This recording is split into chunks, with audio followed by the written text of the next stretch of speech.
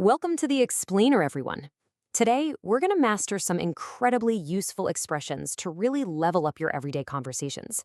We're zeroing in on a super trendy phrase that native English speakers constantly use to bond over their daily habits.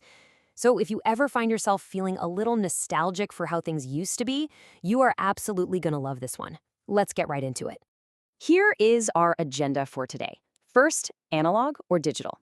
Second, the meaning of old school. Third, everyday usage. Fourth, nuance comparison. And number 5, a practice conversation. All right, section 1, analog or digital. Modern technology versus analog habits. So ask yourself this. Are you a diehard Kindle person, or do you strictly read physical paper books? It's a great debate, right? I mean, a digital reader is amazingly convenient. You don't need a flashlight blinding you in the dark when you're trying to read in bed. But then again, do you still crave walking into a real bookstore, actually holding a book in your hands and just wandering around flipping through the pages to read the back covers? Sometimes, after a super long day, we just want to put our screens down and go back to a simpler time. This tension pops up everywhere, especially in the checkout line. When you're buying groceries, do you just tap your phone to pay and walk out? Or do you remember when people would actually pull out a physical checkbook and hand a written check to the cashier? Wild, right? Even choosing this self-checkout lane versus wanting to chat with a real human being, it's a whole lifestyle choice. These little daily choices actually define your conversational vibe. Moving right along to section 2, the meaning of old school. Let's define this core expression. Here's the crucial takeaway. Those analog tendencies we just talked about, they actually have a specific name. But listen, being old school isn't about how old you physically are, not at all. It's a reflection of your personality, your values, and how you prefer to move through the world. It's an adjective we use to describe a classic, original way of doing things that brings a sense of comfort. It is a massive, absolute game changer for building connections, because we all have quirky little things we prefer doing the older way. You can be old school about literally anything. You could be old school by sending physical, handwritten postcards to your friends just as a joke. Or maybe you strongly prefer a face-to-face meeting over yet another Zoom call. It could be a diehard love for 90s music, or craving the warm, fuzzy vibe of an authentic New Jersey diner, Or a classic steakhouse where they actually still bring you free bread and butter before the meal. Or maybe you're the person who stubbornly uses paper maps to navigate instead of just pulling up a GPS app. All right, section 3, everyday usage. Let's check out some plug-and-play phrases. You can use this super straightforward phrase to describe someone's character. Like, if you have an uncle who absolutely refuses to use Google Maps and insists on unfolding a massive paper map in the passenger seat, you can just smile and say, "He's so old school." Now, the slightly softer variation is perfect for reacting to a specific preference.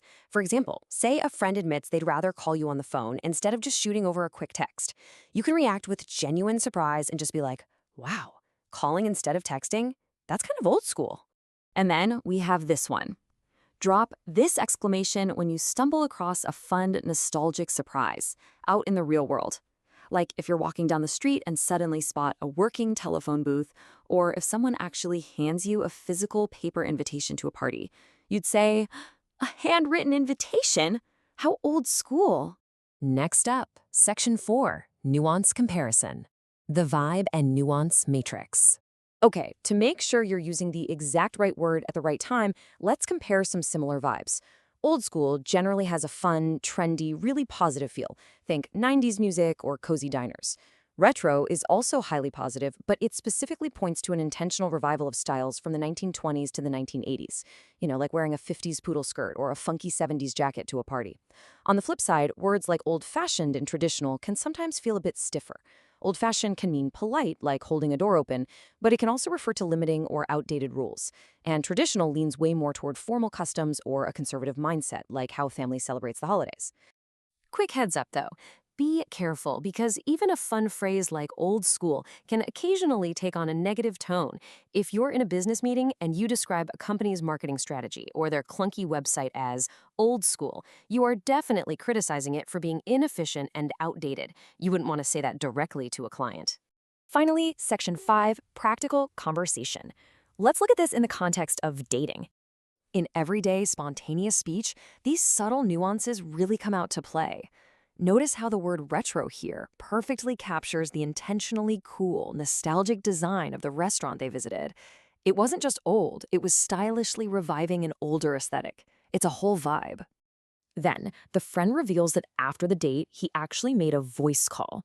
Reacting to an unexpected phone call instead of a standard low-pressure text message is literally the absolute perfect moment to drop our court phrase. It's surprising, it's a little nostalgic, and honestly, it's very charming. And here we see our other vocabulary words perfectly utilized. Old-fashioned frames habits, like holding doors or picking someone up at their house, as polite, common courtesies. Meanwhile, traditional signals a preference for formal, perhaps more conservative dating customs, like expecting the other person to pay the bill. See? The nuances completely matter here. So think about your own daily habits for a second. Are you old school about how you read, how you pay at the grocery store, or how you communicate with your friends? Figure out what your analog comforts are and get ready to use these expressions to build amazing, authentic connections in your next conversation. Let me leave you with this to chew on. What are you old school about? Got it!